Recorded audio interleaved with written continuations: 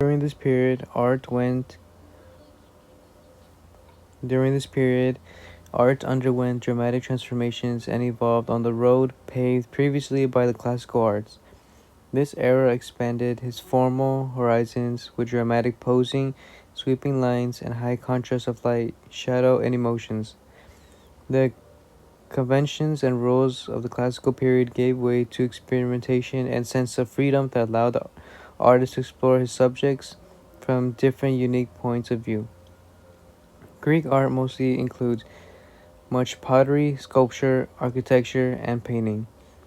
In later periods, as the aesthetic shifted and the technical profi- proficiency of potters improved, decorations took the form of human figures, usually representing the gods or the heroes of Greek history and mythology.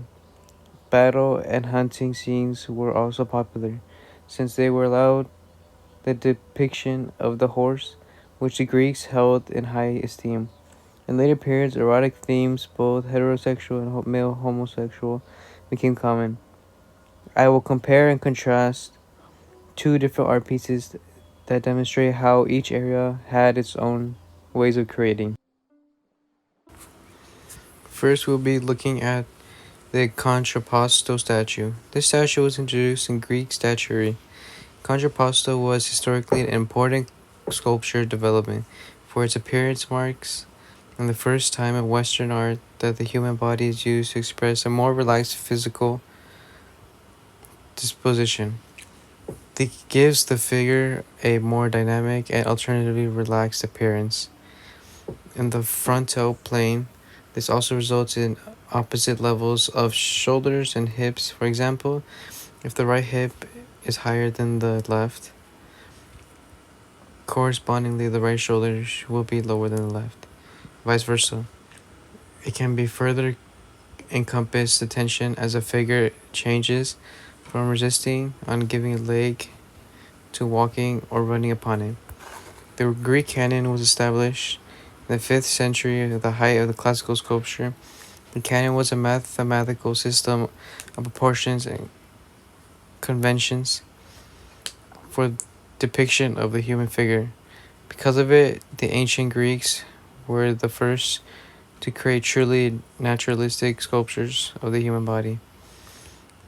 They would often depict young, heroic, nude male athletes, gods, or warriors. This allowed artists to flaunt well-defined muscles while employing a naturalistic posture.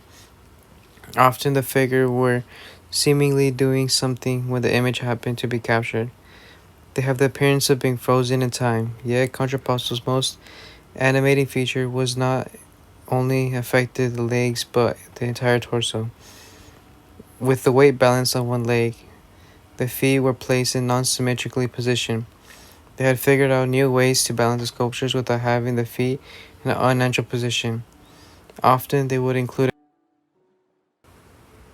sculptures of this time period were not only focused on fictional stories and mythological gods, but also used a way to honor people of the time period. These people were usually rulers, kings, or in case a scholar.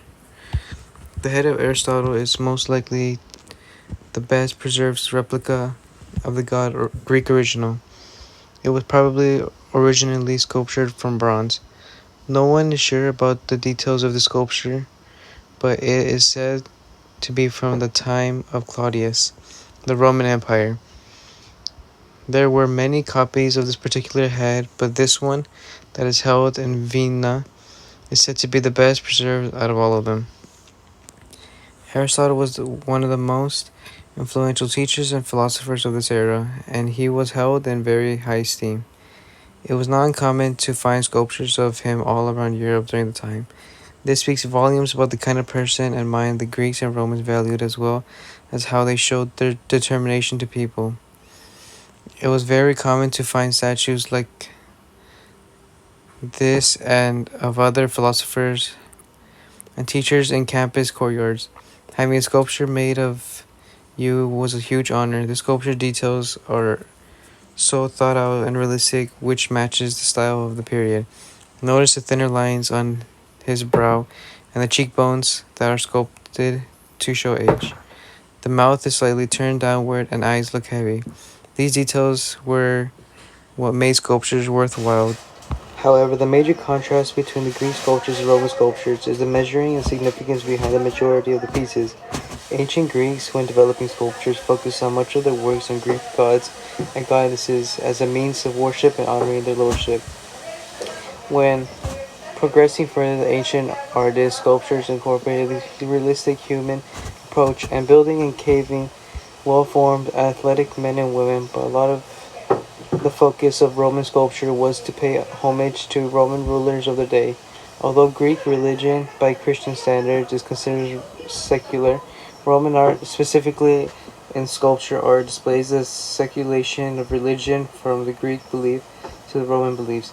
However, Roman art in the Christian standards is more godlike than that of the Greek sculpture, due to the fact that Christians believe in monotheism, having one God, rather than Greeks portraying belief in people, gods who possess different powers or rule applied to particular systems of belief.